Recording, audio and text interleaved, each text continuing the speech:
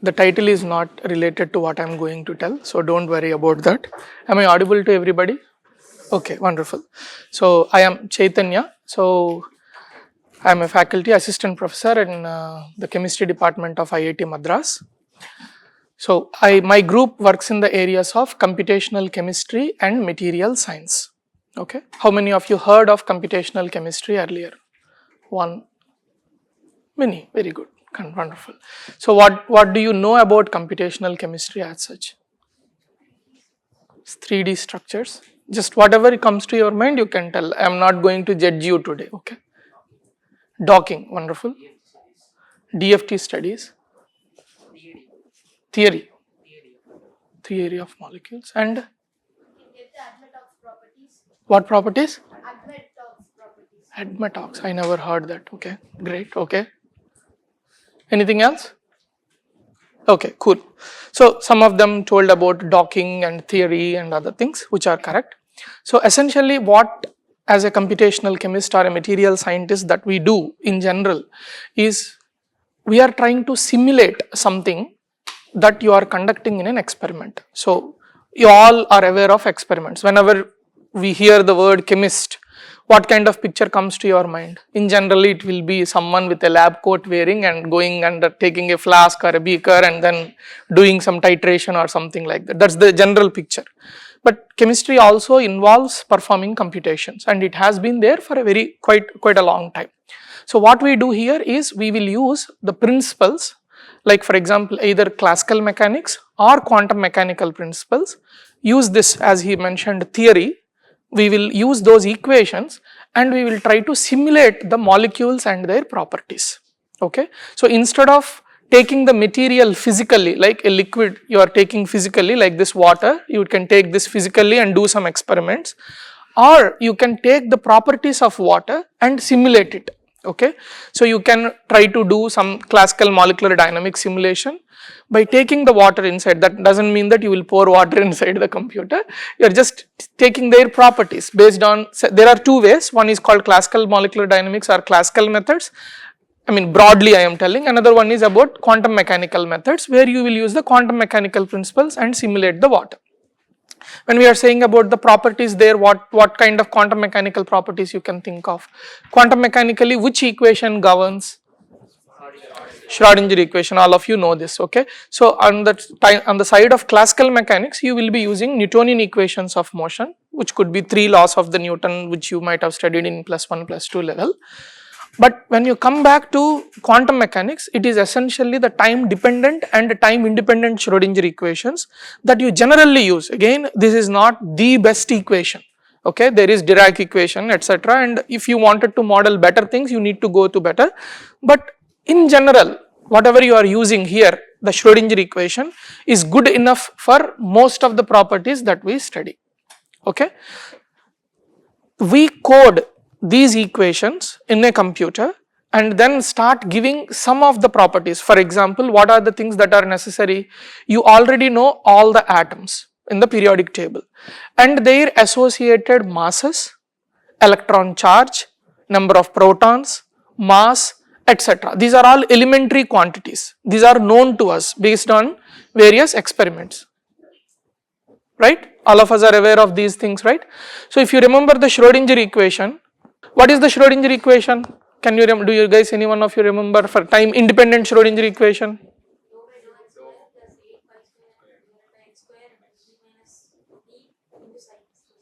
Very good. Okay, she properly memorized it. Good, that is also important. So what we are essentially writing as the Schrodinger equation, simple way to say is H psi equals to E psi. What is H psi is equals to E psi? It is called as an eigenvalue problem for all of us. All of us are aware of that as well. So this eigenvalue problem is having a operator, a wave function, giving you back some observable and then the wave function. H psi is equals to E psi. Psi is the wave function here, or like eigenvector, you can think it of as an eigenvector. When this operator is operating on this eigenvector, it is giving back you some value and the eigenvector back, right? In the specific case of Schrodinger equation, here H is the Hamiltonian operator. This operator can also be seen as an energy operator. This Hamiltonian operator is nothing but the energy operator, and the observable that you are getting out of this operator or the eigenvalue that you are getting is the energy. Okay. So H psi equals to E psi when an operator like H is acting on the wave function, that is giving you back the energy of the system and the wave function back. And whenever I am saying system, the system is entirely defined by, what is it that is defining the system?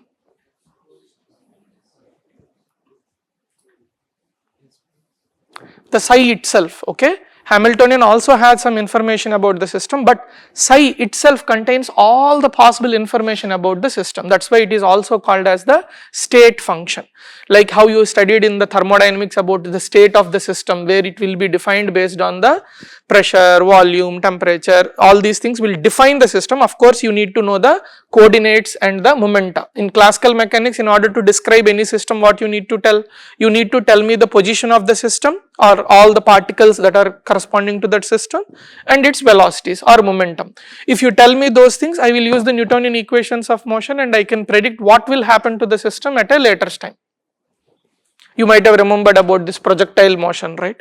You tell me what is the initial velocity, what is the mass of the object, what is the position of the object at time t equals to 0. If you tell me what is the velocity, I will tell you after certain time where that object will be and what is its position, right? I can tell that.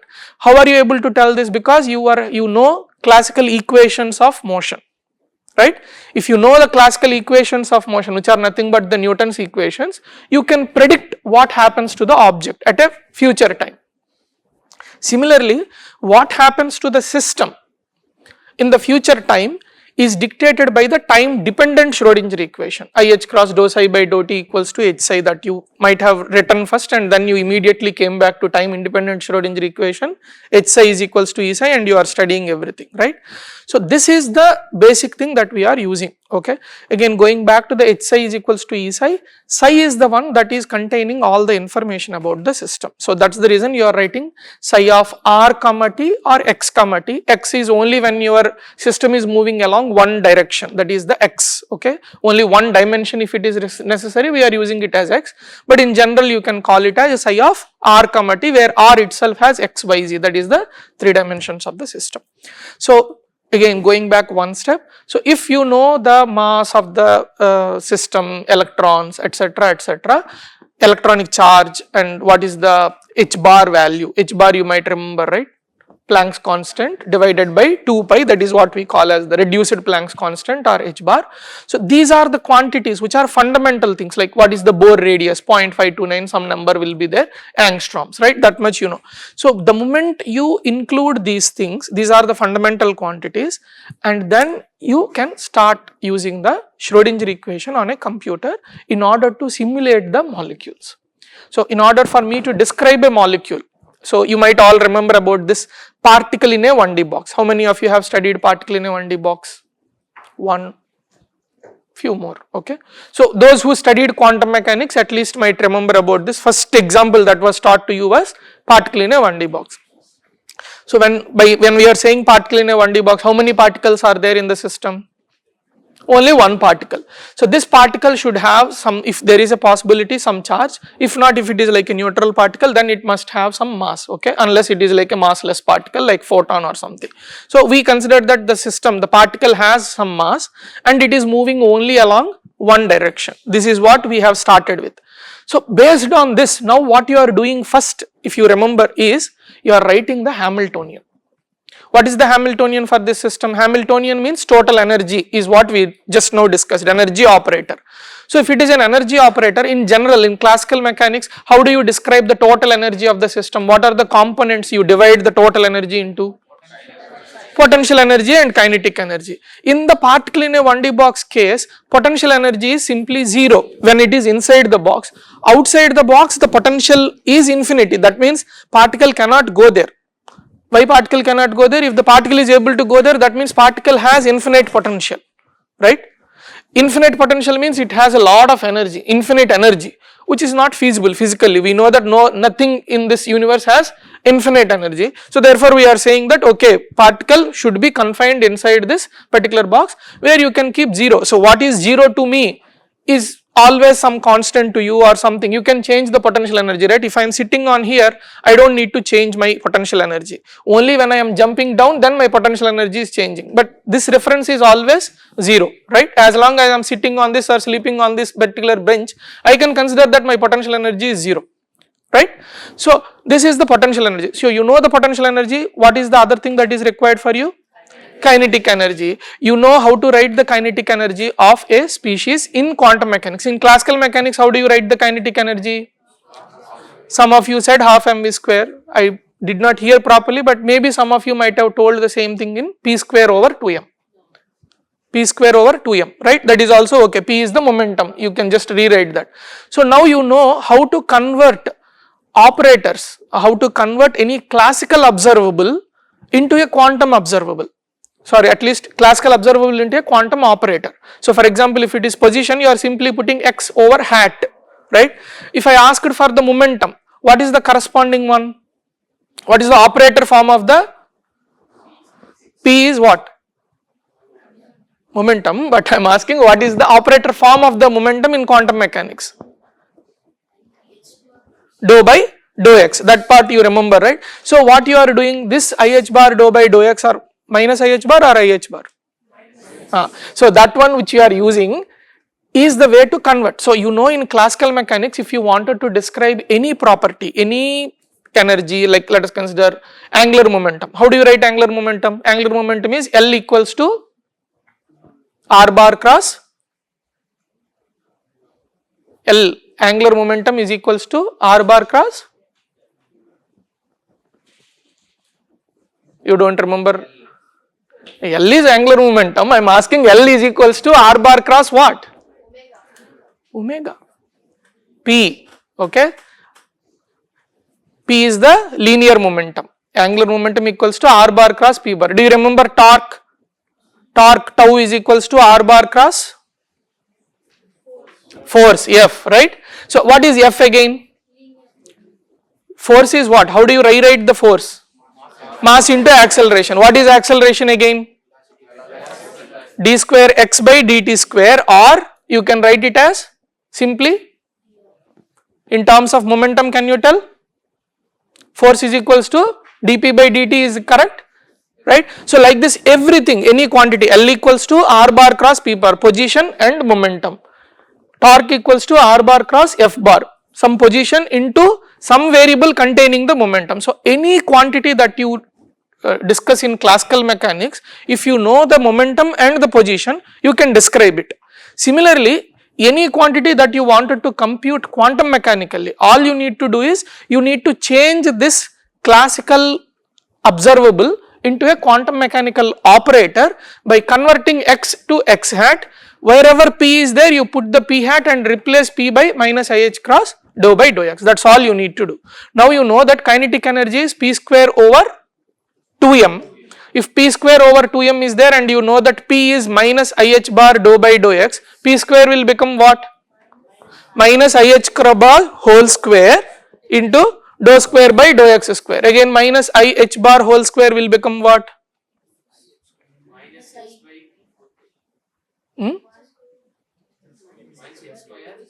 I square should be there, no? H cut square anyway is coming, h cut square by 2m will be coming there, but there is also a minus sign is coming there. So we need to remember whether p is minus ih cross dou by dou x or ih cross dou by. I think minus ih cross only, right?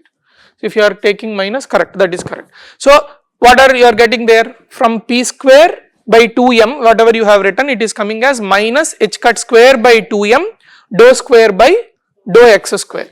Only because you are going along the px direction. If you have px square, py square, pz square, in this Hamiltonian you will have minus h cut square by 2m dou square by dou x square, dou square by dou y square, dou square by dou z square.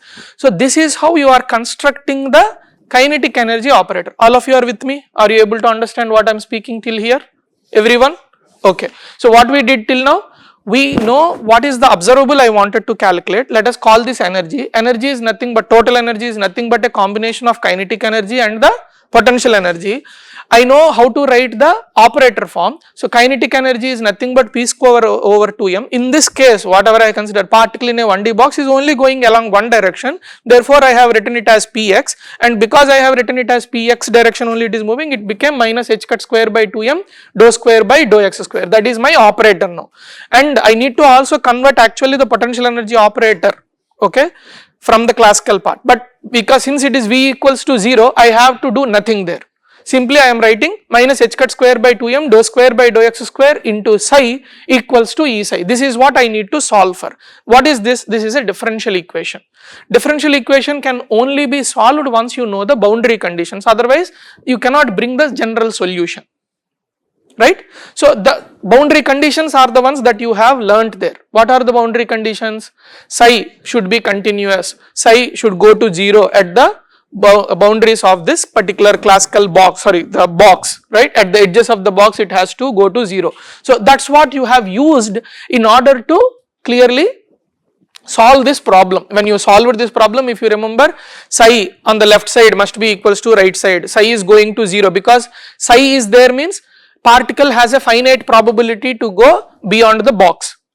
At v equals to infinity is on the left side and the right side. If psi is there, what are you suggesting there? That means there is a probability for the particle to be found. What is the how do you calculate the probability of a particle?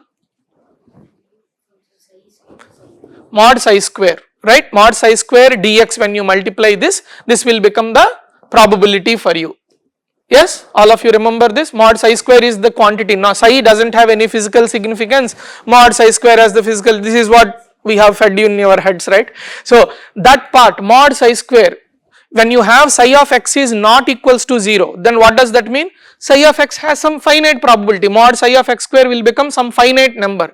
Finite number means there is a finite probability for the particle to be there on the left side or the right side. If it is there is a finite probability, then what does that mean?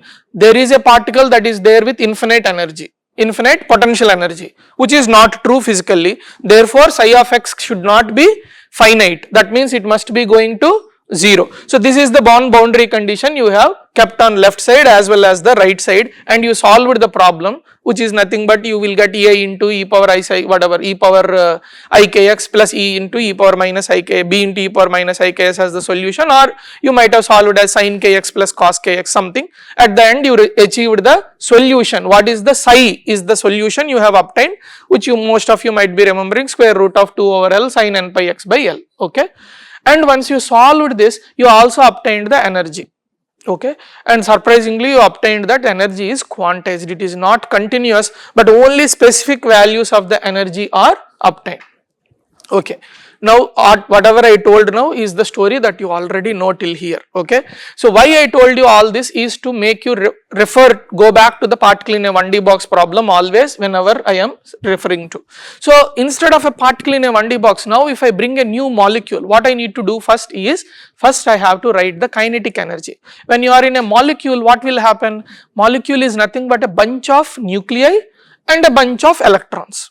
Can I see like the molecule? There will be of course various other things, but essentially when I am speaking at a slightly bigger level, what I can say, molecule is nothing but it consists of atoms which are nothing but the nuclei, and some electrons are there.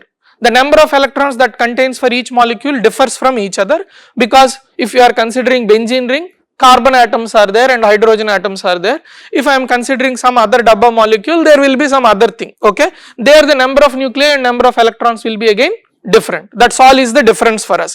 So essentially any molecule that you tell me, I can simply rewrite it as a bunch of electrons and a bunch of nuclei. If I have this much picture, once I have a bunch of nuclei and bunch of electrons, in reality you should not see them as simply particles because of the wave particle duality that you have learnt earlier. You should see them as waves, etc. But okay, consider, let us for the moment, for our simplicity, let us consider them as the particles. When there are particles, they will have their positions and their momenta. In this case what we should do, we should again rewrite the kinetic energy, because I wanted to, if my interest is to measure the energy of the system, then first what I need to do, I need to construct the kinetic energy operator and the potential energy operator. First, if I am considering the kinetic energy operator, if I have a bunch of nuclei and bunch of electrons, what should I do? I just need to write minus h cut square by 2 me for all the electrons, because electron mass is the same. All I need to do is sum over I equals to 1 to whatever the number of electrons, let us call them n. I will be writing minus h cut square by 2 me dou square by dou x square, dou y square, dou z square, right? That is all is my kinetic energy of all the electrons. Now when I need to define the energy of kinetic energy of the nuclei, what I need to do? Instead of dou minus h cut square by 2 small me, I need to replace it with the corresponding mass of the nuclei. If it is mass of carbon, I will put mc, etc, etc. So instead of doing that, I will put a sum over a and I will be changing that ma value, where a will be going from what all are the periodic table elements are available for us. Clear? In other words, if you tell me the molecule, I can easily write the Hamiltonian kinetic energy operator immediately. That first part, is anyone has any questions about the first part? Is it very simple for us to write? So if I ask you to write the Hamiltonian now for methane molecule, can you all write kinetic energy operator at least? Those who cannot write, can you raise your hand? So why don't you write, this is like a small 2 minutes break for you. Please write Hamiltonian's kinetic energy operator for a methane molecule. Carbon has how many electrons?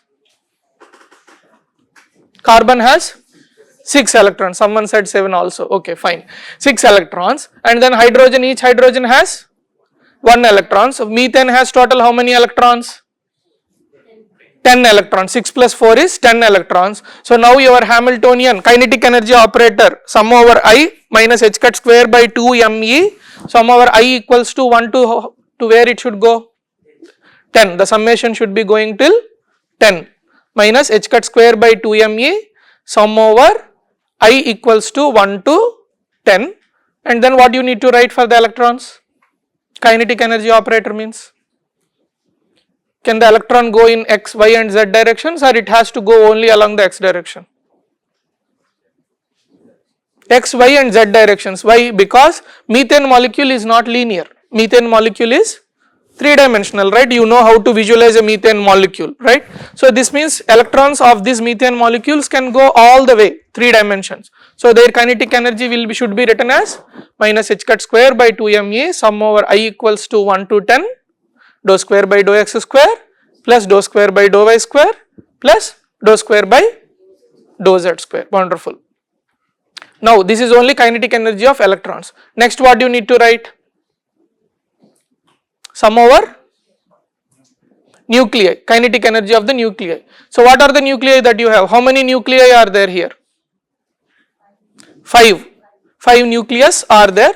So please write for the 5. 4 of them are one kind only, one is one kind. Minus h cut square by 2 mc is for the carbon. Again the same thing will be there, dou square by dou x square, dou square by dou y square, dou square by dou z square. So you can represent this one as this x you are writing, no, you can represent this as the position of the carbon. So you can put it as xc, yc, zc, right? And similarly 4 more you have to write. All of you are able to understand what I am speaking? 4 more. 4 are for what? Hydrogens. Each hydrogen will have its own coordinate, right? When I am saying hydrogen 1 is here, hydrogen 2 is there, 3 is there, 4 is here, like that. So that's all is about the kinetic energy of the nucleus. All of you okay?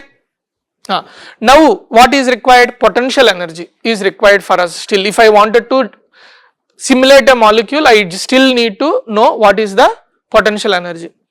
So what kind of potential energy is there? Potential energy, one kind of potential energy that we know for the classical particles is coming because of their position. Their position itself is giving you, this is what you learnt as V equals to mgh. Because of their height, they are attaining some potential energy. If you make this ground as 0, then if I am sitting here, I have some potential energy. You can understand this easily, visualize this easily by thinking of water. When the water is flowing on the ground, it does not have any potential energy. But the moment if you have to carry some water on your head, you can feel the extra energy that you need, right? And this energy, whatever you are lifting, is the potential energy of some particular mass.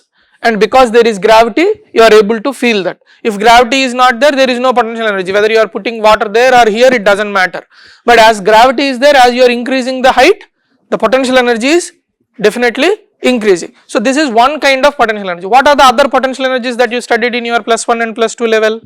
What kind of forces you have studied? This is a gravitational force. What are the other forces in +1, +2? You in physics so many forces were discussed, no? Centrifugal force.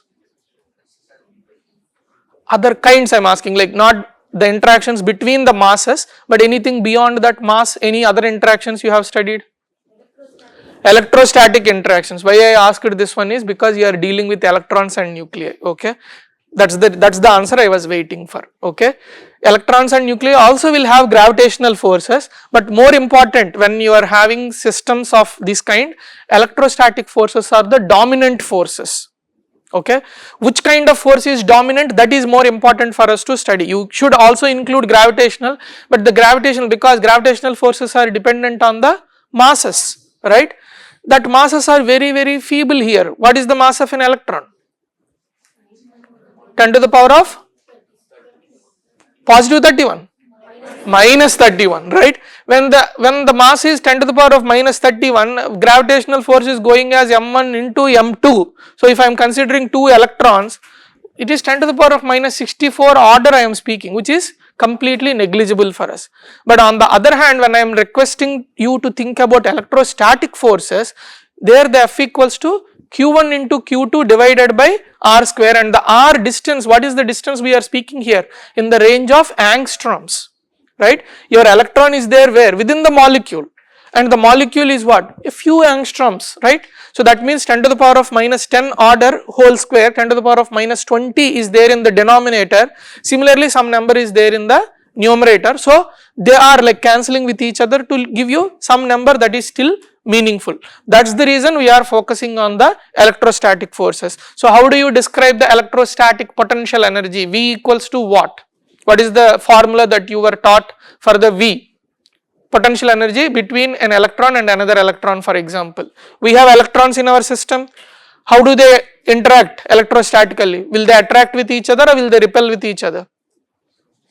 Electrons, they will repel because they are of same charge. Similarly, nuclei and nuclei which are positive quantities will also repel. What is the equation? What is the relation?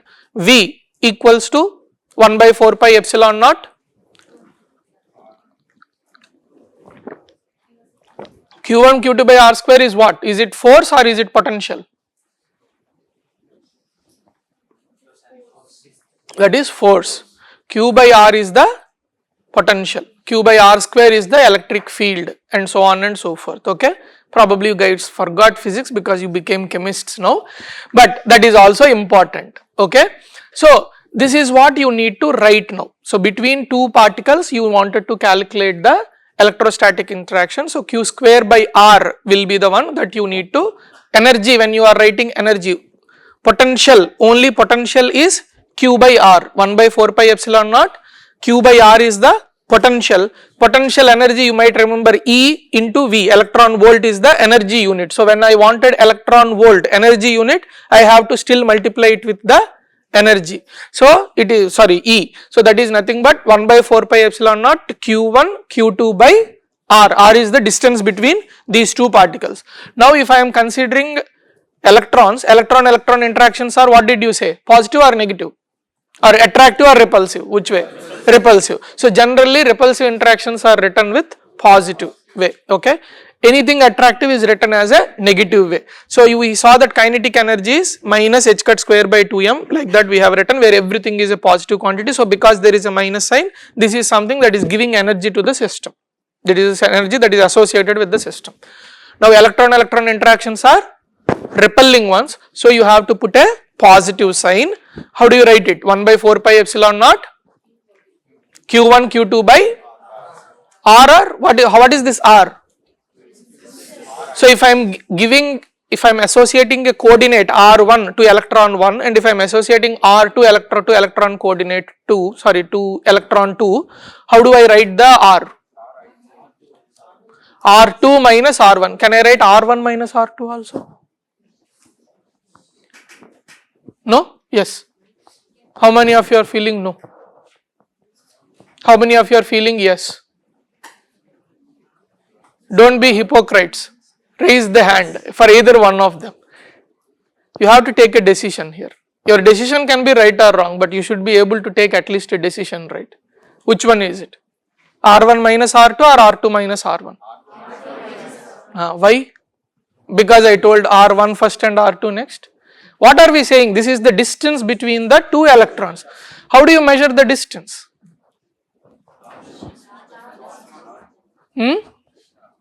Initial minus final is the distance. Final minus initial. Why? If I am measuring initial minus final, it will not give you distance? Negative sign. Then what you should do? You should put a modulus there. What is the original reason? It is square root of x2 minus x1 whole square plus y2 minus y1 whole square plus z2 minus z1 whole square. This is what was taught to you, right, in the mathematics. Again +1 mathematics, +2 mathematics. You forgot because you became chemists, right? You should not do that. Okay, so this is what you are calculating. So you simply put a modulo of either it can be R2 minus R1 or R1 minus R2. How does it matter? Both of them should give you the same distance between them. Again, please remember that here when you are dealing like this, you are assuming that these are point particles. Again, in reality, electron is something that is spread over all the place. It's not that it is having like this. But since you are associating a coordinate to it, you have to measure like this. So when you are measuring the Coulombic energy, how do you measure it? 1 by 4 pi epsilon naught, whatever the charge on the first electron, charge on the second electron divided by the distance between the two electrons. So now you know how to write the potential energy operator between two electrons, but you have 10 electrons in your system. So what you need to do? You need to sum over. When you are doing the sum over, if I calculated between 1 and 2, do I need to calculate again for 2 and 1? No need, because that is the same interaction. So that's the reason you will put a half symbol before this whole stuff. Okay, and you will say I less than j. What is I less than? So if you are doing everything, if you are doing, you will not put half, but if you are doing for everything, then you have to put sum over I less than j. I less than j means if I am considering 1, I will only consider 2, 1 and 2, 2 and 3, 3 and 4. I will not again write 2 and 1. Either you can consider all the interactions and divide by 2. That means 1 2 and 2 1 I have studied and I am dividing it by 2. That means only one time I am calculating. Or I can calculate only for those which are 1 2, 1 3, 1 4, 1 5, etc. Again 2 3, 2 4, 2 5, 3 4, 3 5, etc. Not 2 1 again 3 2, those things I will not calculate. So to write, when you are writing in the textbooks, when you see whenever there is a sum over I less than j, what does they mean? They mean the second path where they are calculating only 1 2, 1 3, 1 4 like that, but not 2 1, 3 1, 4 1, etc. Okay, these are two ways to write it. So this is how you calculated already the potential energy between the electrons. Now nuclei also will have the same kind of stuff. That is also which kind of energy? Repulsive or attractive? Repulsive. But nucleus and electrons? Attractive energy. So this is something that you would be calculating next. How do you calculate potential energy between a nuclei and an electron? Let us consider a carbon and one of the electron. Correct. Then negative charge is introduced. What else is there in the potential energy formula? Charges. What you need to put?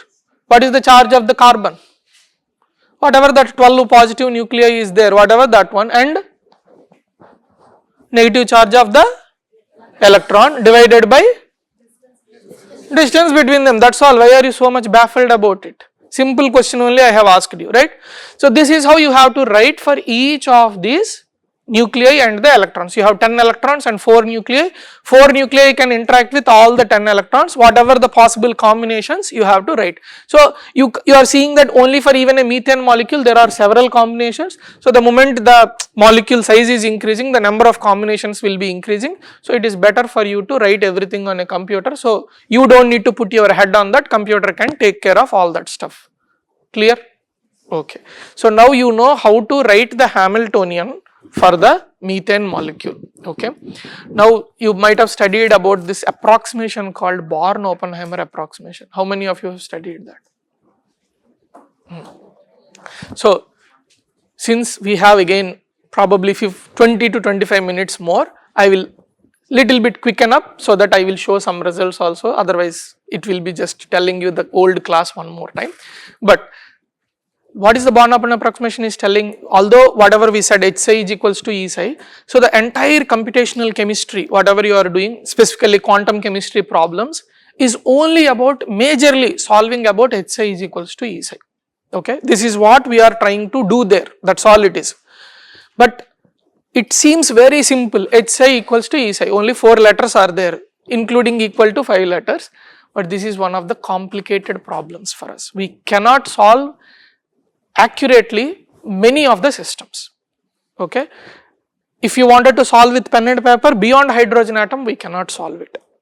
Okay, but when you are using the computer, this is called numerical techniques, you might have heard this numerical techniques. So these numerical techniques you can use, that means you can use computers in order to solve for bigger molecules, but not very accurately, but to a very good extent. Okay, please remember that even experiments when you are doing, you are not performing anything accurately, so don't put experiments like this and computation like this. Okay, both of them are equally important because one will help you to understand certain details that the other cannot give you. Okay, so the point I wanted to tell is, you cannot simply compute h psi equals to E psi for any complicated system. For very normal systems like your methane, benzene, very good approximations are there that will give you very good energies, but others you have to consider approximations. When I am saying approximations, please do not think that if the energy is minus 33, I am telling you minus 12 or something. If the energy is minus 33.34 something, I am also telling minus 33.34, but after those digits is the accuracy level I am speaking about. Okay, that is what I meant by the accuracy or the errors. I am not speaking like completely offset things. We can get very good energies, but those energies are still not truly accurate because we are on computer. Our aim is to get everything to be exact. That exact you cannot solve for many of the systems. Saying that, in order to do that, you need to solve some high level things which I am not discussing right now, but in order to start you be able to solve it, what you do is this first approximation which is called Born-Upon approximation. So right now in your Hamiltonian there are 5 terms. What are those 5 terms? Kinetic energy of the nuclei, kinetic energy of the electrons, potential energy between the electrons and electrons, potential energy between the nuclei and nuclei, and potential energy between the electron and the nuclei. So Born-Upon approximation is telling you essentially that since the nuclei are very heavy, you know the mass of the proton, it is something around 1839 or something like that when compared to an electron, and if you consider it as a carbon atom will be roughly 20,000 times more than that of a electron. So that means, see, 1 gram versus 20 kgs, that is the difference we are speaking. 1 versus 20,000 means 1 gram versus 20 kgs. So it is obvious for us that the motion of this nuclei will be very little when compared to the motion of the electron. Right, considering the masses, because if you are seeing p square over 2m is there, the kinetic energy will be dependent on the mass of the electron is very small, so the kinetic energy for that will be very high when compared to the kinetic energy of the nuclei, right. So considering this, what is a very good approximation? I can think that these nuclei are static, the nuclei are static, they are just sticking to whatever the places they are. That is the reason you are putting a carbon and then hydrogen etc. like that, right. You are putting the methane molecule, that means you are giving a geometry with this approximation in your head, that okay, the nuclei are not moving. If the nuclei are moving, what you should write? You will put hydrogens everywhere, carbons everywhere, like that. That you are not doing, because you are assuming that carbon is fixed, hydrogen is fixed, etc. Electrons you are putting in a bond form, that means they can be there anywhere along the bond, right. It is with this approximation you are considering. So now coming back to this approximation is reasonably okay, this is not very bad approximation. There will be places where this approximation is not valid, but to the majority of the extent what we know, since the mass of the nuclei is very heavy, so we can consider that it to be a stationary. So stationary means kinetic energy will be 0, so one term is removed from that. Another term, that is like the interaction between the nuclei, that can be considered as a constant, because that is not moving. If you tell me the positions of the nucleus one time, I can calculate it on pen and paper and I can give you that number, right. That is a constant. So what are the things that are changing? Kinetic energy of the electrons Electron-electron interaction, because electrons are continuously moving, their positions will be changing, electron-electron interactions must be changed, and the electron-nuclear interactions also needs to be considered every time. So this is the Born-Open approximation. So within the Born-Open approximation, what you will do, instead of 5 terms, you are considering only 3 terms. Essentially what it is saying that nuclei are stationary. Since nuclei are stationary, kinetic energy is 0 and the potential energy of the nuclear interactions is constant, that is all, and you remove that and you now solve for this Hamiltonian. This is called electronic Hamiltonian. The Hamiltonian that you are solving, where electron-electron interactions are there, electron-nuclear interactions are there, and electronic kinetic energy is there. This is called as the electronic Hamiltonian, and this is what we are solving in general, like 99 times out of 100 times we will only be solving this. There are people who solve Dirac equations, etc., even time dependent Schrodinger equation, or without this Born-Open approximation, etc., but majority of the people are only solving the time independent Schrodinger equation with this Born-Oppenheimer approximation. Okay, so even this one is very difficult to solve. Okay, this is not easy to solve for all the molecules. This is the place that we are right now. With the invention of quantum computers, we are hoping that we will be able to solve bigger things, etc. So even with this is difficult. So there are certain approximations. Someone told about density functional theory earlier. So density functional theory also includes certain approximations where they will be, instead of solving for this many electron system, what we are solving right now is many electrons, that much you understood, right? 10 electrons are there in your system. This is called as a many electron system. In density functional theory, what you will do is, you will do an approximation where you will be solving only one electron equations, but you will be considering the potential, which is like a mean field. They call it mean field potential. What does that mean? When there are 10 electrons, what is the average value of that? How these 10 electrons are in an average manner, how they are feeling because of this nucleus and because of the other electrons. That portion they are introducing into this one electron equations. If you remember your hydrogen atom is a one electron equation, right? One electron problem. You solved how to solve that one with pen and paper, you know. So for that hydrogen atom, instead of considering the potential that is given by the hydrogen atom, potential in hydrogen atom is electron one proton interaction, that's all is the potential energy. Instead of that, you replaced that with some average potential and you are solving it. Okay, there are more details to this, but on the bigger picture, this is what it is. Okay, what you are doing in the density functional theory, instead of solving for the 10 electron system, you are solving 10 1 electron systems, but for each one of them, these are not simply 1 electrons, but this electron is feeling something because of the other electrons. That is what you have introduced in that, and there is a big procedure through which you are solving this. This is what is essentially density functional theory. And other mean field, mean is nothing but average, you know, right? So mean field methods they call them. Field means the how this electron is feeling the field of all the other electrons. Field is coming because electric field you can think, no, like that, the field is coming from all the other electrons. This electron is only feeling this. So that's why these are called mean field methods or mean field approximations. If you heard of Hartree-Fock approximation, that is also this mean field approximation.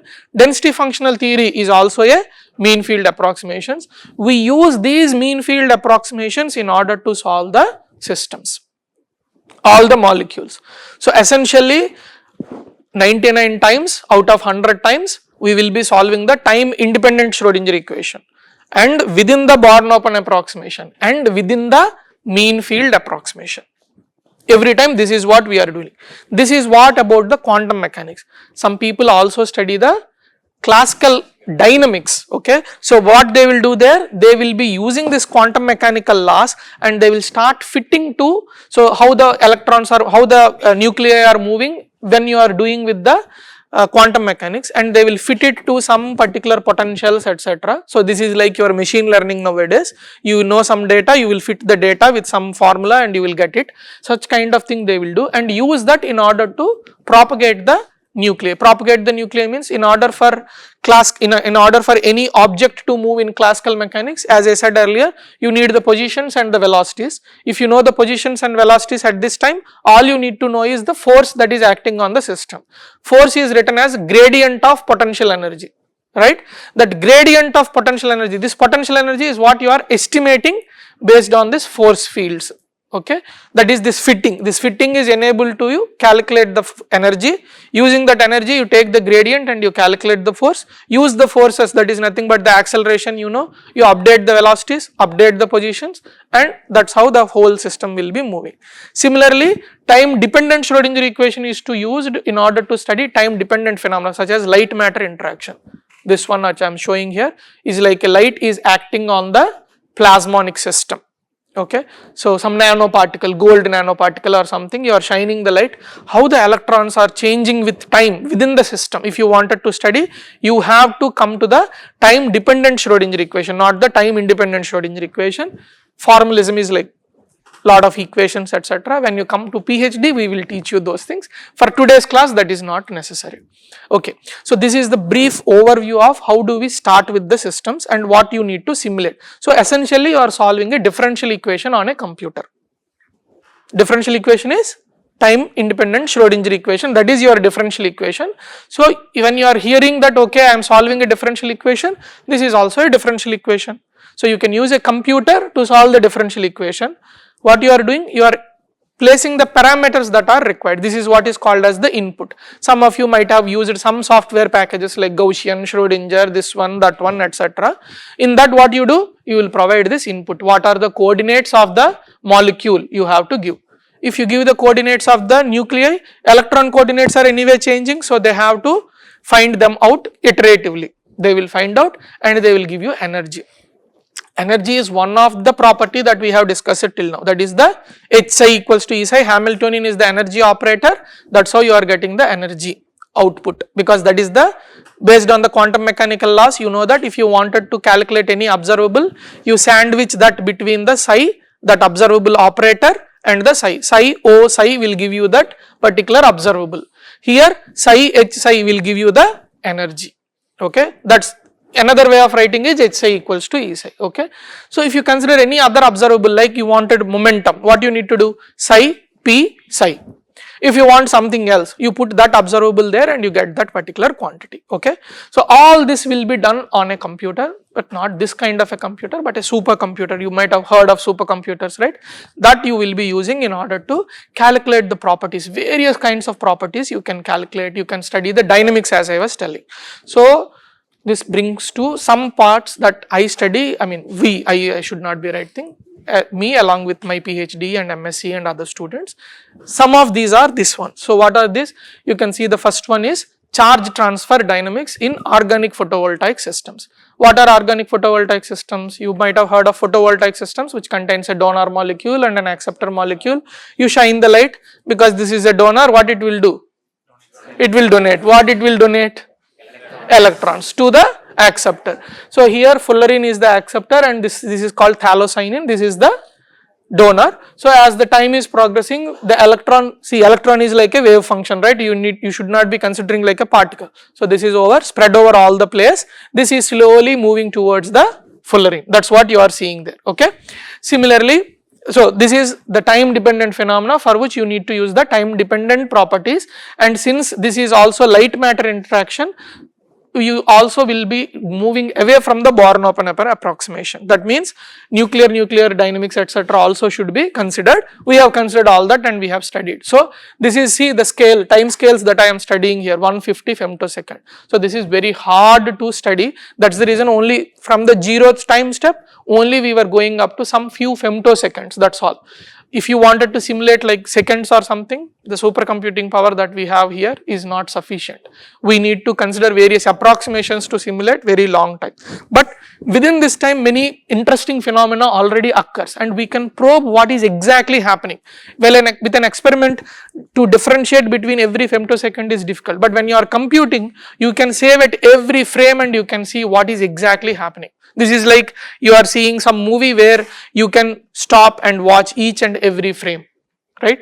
While the movie is running, you cannot see like that, but if it is downloaded to your computer, you can pause the button every moment and you can do. So that's what essentially we can do with this, and we can understand various kinds of questions we can ask. Like in the experiment when you are running, one time you do the experiment, all your chemicals are over, right? Again you have to synthesize the chemical in order to perform the experiment, whereas in the computer I don't need to synthesize anything, all I need is energy, and to run the supercomputer is required. If you give me power and cooling, computer will run. As long as the computer is running, I can perform the experiments, whatever the ones that I need. So this is one portion. Another portion in our group we study is energy storage materials. So in this case it is about the anode materials we have been studying, but apart from that, how all of you are aware of solid electrolyte interface? Any one of you heard? So in the batteries there will be electrodes and also liquid, right, like that electrolyte. When they are interacting with each other, there will be an interface forming between these two, okay, that is called as solid electrolyte interface, and it governs the motion of the ions. In a rechargeable battery you want the ion to move reversibly, like when you are charging, when you are discharging, both of the times lithium ions or whatever the battery sodium ions will be moving. So you need to understand that. So that is dictated by the solid electrolyte interface also. And apart from the anode materials, we also study that solid electrolyte interface. In the anode materials, we screen several materials and identify which material can give you very large specific capacity. Okay, so which material is essentially useful, we can screen, we can study it directly using the computer. So this will help the experimentalists not to waste the materials. One way to understand that. Again, as I said, more properties you can study and you can understand. That side is the solid electrolyte interface that I have shown you here. So how it is evolving, this whole place, if you see how the electrolyte is decomposing here, it is completely decomposing. So this is ECPC, ethylene carbonate, propylene carbonate is there here. How this red color ones are called oxygen atoms, gray color ones are carbon atoms, how they are decomposing and how they are going into that matrix of the metal, and how the interface is growing is what we are studying there. So this is also a dynamics. This is a static one, like your time independent Schrodinger equation. If you do for each one of them, we can calculate all the properties. Here I am showing you a material called perfluoroalkyl substance. If you are using non-stick cookware in your home, you are essentially dealing with this material, which is a very harmful pollutant, which probably you are also consuming most likely. So in order to degrade this kind of pollutant molecules, what kind of methods I can do? You know that you can add electrons or you can remove electrons. One is called reduction, another one is called oxidation. Essentially these are the only two methods that you will be doing in any reaction, right? Or you will be adding some atoms extra, right?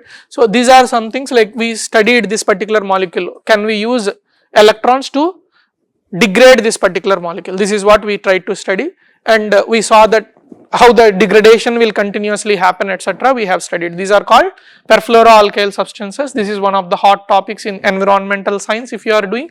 So this is one thing, and whatever I told you, whatever the methodology I described you till now is majorly about how we deal with molecules on a classical computer, but you might have heard of the quantum computers recently. So this is another thing that we are right now exploring, how to use and how to simulate molecules on a quantum computer. This is the recent addition in our lab. So essentially these are the areas that we are studying, okay. Some other time, whenever it is, when you come back again probably, or if there is a time on Sunday sometime, I will be able to discuss with you more. So for example, this part I wanted to teach you, how do you, for example, calculate which material is a good energy storage material, okay. So I think now we have, like, I will just show you some slides. Don't expect that you need to understand everything. If you are okay to spend like 3-4 minutes, I will just show you some slides, just flash them. You see that and then we will go. So in general, why do we study energy materials? You all know, right? So we wanted energy to be stored. How do you store the energy? Various ways are there, like you can store it using, for example, in a hydrothermal way, you can put it up. When you have energy, you push the water up, and when you need energy, you bring the water down and you turn the turbines. That is one way. And you know about, like, oil crisis is there in right now. We are dependent on Russia's oil and various other oils. So if you are if you want to be free from these things, you definitely need energy production in our country instead of worrying about and importing the oil from other people, right? So for that, various kinds of renewable energy resources, you might have studied all of these things. You know, the problem with the renewable energy resources is, like, they are intermittent, they will be changing continuously. So for example, if I want solar energy right now, I cannot get it always, right? It might be cloudy today or it might be raining fully, I cannot get it. If I want wind energy, if I want to rely on it, same thing. So these are what are called as intermittent way they will be producing the energy. They are not producing continuously. So when it is producing intermittently, I need to first store. If I store and if I keep it, whenever I need it, I will use it. It is very similar to our food. Earlier people had to store the food, they don't have anything. Now we have refrigerators, we are storing in the refrigerator, and whenever we wanted to consume, we consume it, because we cannot consume everything that is produced at that time, but we wanted to store and use it. Among the various storage mechanisms, this electrochemical energy storage is one nice mechanism to store it, okay. That's what the reason. Among these ones, lithium ion batteries are the best. Again, as I said, there are multiple other ways to store. There is something called flying wheel, etc. You should try to read in your Wikipedia at least what are the various forms of storing the energy. Kindly consider this as an assignment and do it for yourself. What are the different forms of energy storage? I have suggested electrochemical energy storage, but you can see what are the other forms of energy. Just for curiosity, you can learn this. There is nothing important about it. So among all of them, lithium ion, as I said, electrochemical energy storages, but within that rechargeable and non-rechargeable batteries are there. You know this much, right? Your mobile phones are rechargeable ones, but the ones old used in the torch lights, etc. are non-rechargeable. Read about the differences between them, okay. And among these rechargeable cells, there are nickel cadmium cells, etc., etc. Among them, the most competing one is the lithium ion batteries. However, these lithium ion batteries, it is captured the market with all the different things. The issue with that is it is not useful, or at this moment it is not sufficient for you to use it for long range vehicles, right. We are using for short range, but long range, if I wanted to go for like 500 miles or so, I cannot use the current. I need to have charging stations every minute, and I don't want that, and charging will take a lot of time, right. Whereas filling the gas or oil is very simple, right.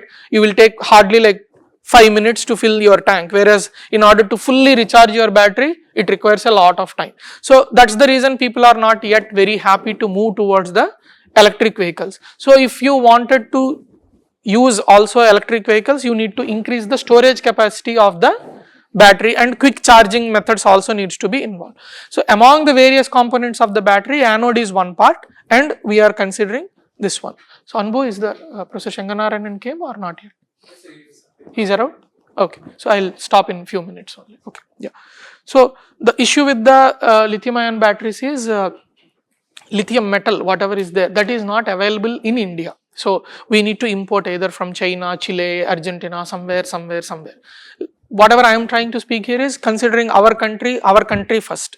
What we need, if I wanted to even consider the lithium ion batteries, I don't have the raw materials fully. Of course, now they are saying that in sea there is a lot of lithium available.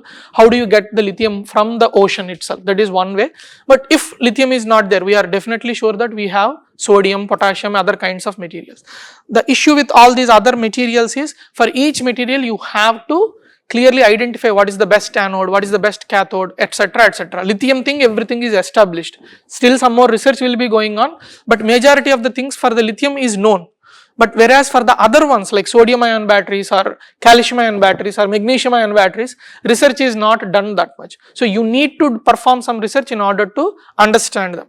Again, as I said, in a battery material you have anode, you have cathode, you have current collectors, you have electrolytes, solid electrolyte interface. Each and every component you have to further study in order to understand, in order to optimize, etc. There will be many other parameters. Whatever I am saying is actually very small. So among them, one part is the anode material. So there are some characteristics of a good anode material.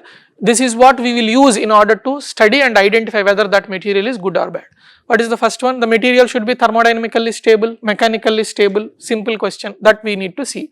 And we are saying electrode, that means it should be a good conductor.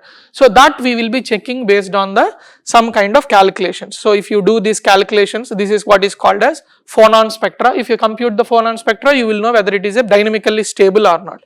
Similarly, if you calculate the electronic structure, this is called band structure. You might have studied about band gap, etc., semiconductor, conductor, insulator. So if you see here, there is no gap at the Fermi level, which means that these are conductors. So that means these are metal. So this is a good electrode. So like this we have to study. Second thing is the material should have an affinity to adsorb. So when you are doing this charge discharge, what will happen? This metal, lithium metal or whatever the metal has to go from the cathode to the anode like graphite, and it has to sit on it. It has to sit on it means there should be some physisorption, some energy should be there. So that adsorption energy you can calculate.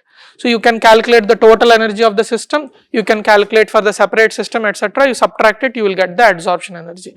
This is something. And then you wanted to calculate the migration. Lithium, when you are charging and discharging, what should happen? The lithium atoms have to move from there to here. That means it have to move. On the surface first they have to move. That corresponds to the migration energy barrier. So again that is something that we calculate. Okay. So like this there are other quantities, like we will study also the voltage, that is what is the corresponding voltage, what is the specific capacity. Specific capacity means how much amount of lithium it can store, this anode material, per gram. That is what is called as specific charge capacity, that we will compute.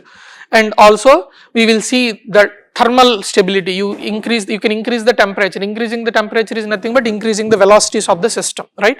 That you can study, etc., etc. So essentially what I wanted to tell is you can use these kind of tools in order to, computational tools to compute various properties. One such property is the anodic material and its properties that I have just flashed. I know that I did not explain anything to you, but the point I wanted you to remember here is computational chemistry and material science is another tool that all of you can learn and use it in order to compute, calculate various properties of materials apart from performing the experiments. And this is also one of the valuable tools, and it has lot of job prospects also, whether it is faculty, becoming faculty, or teachers, or going to the industry. As someone said about the drug industry, they need computational chemistry. Pharmaceutical companies require, material science companies require, etc., etc. There are, like, you always know Google, just Google and ChatGPT or Gemini, what are the job prospects for me if I am a computational chemist, if I am a computational material scientist. You will immediately see the jobs that are available right now. Okay, I don't need to explain that. So I just want you to remind you one more time that there is another path, that is computational chemistry and material science, apart from the normal things that you always think about, analytical chemistry or something. Okay, this is also very huge and very important. So please pay attention, please study, come to us, do PhD, do wonders. Thank you.